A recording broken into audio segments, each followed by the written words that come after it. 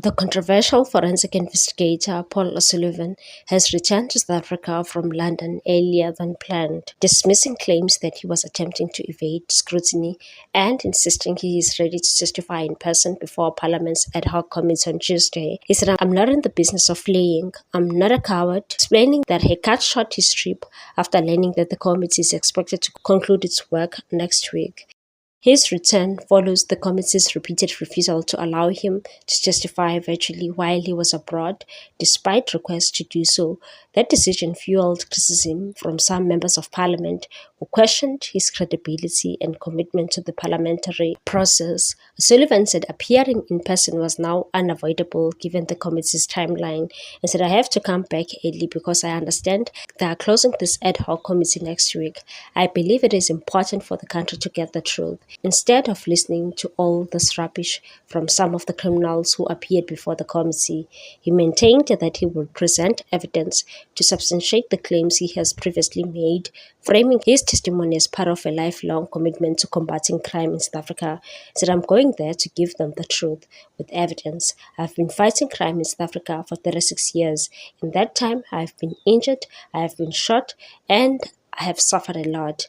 O'Sullivan also rejected speculation circulating online about his absence from the country, saying he does not participate in social media. He said, "I'm not on social media, I don't have time for social media, but I'm aware that there are many anonymous people creating fiction and putting it out there."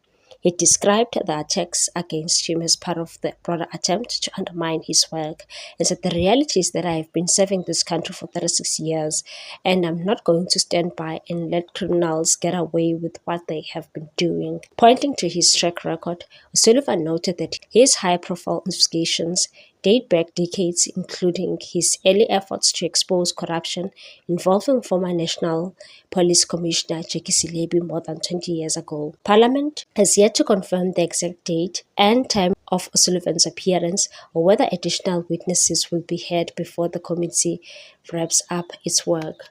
In recent weeks, O'Sullivan has come under a sustained attack from some witnesses who have testified before the committee. They have accused him of allegedly infiltrating the Independent Police Investigative Directorate, IPID, and exerting improper influence within law enforcement structures. According to earlier reports, these individuals claimed O'Sullivan operated behind the scenes at IPID, directing or manipulating investigations for his own ends, allegations he has consistently denied.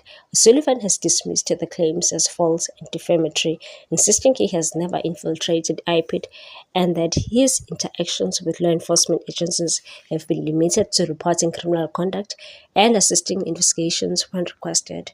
He has argued that the accusations are a deliberate attempt to discredit him and divert attention from the allegations of criminality he has placed before the committee. What's your take on this one, people? Thanks for watching. Please subscribe for more news.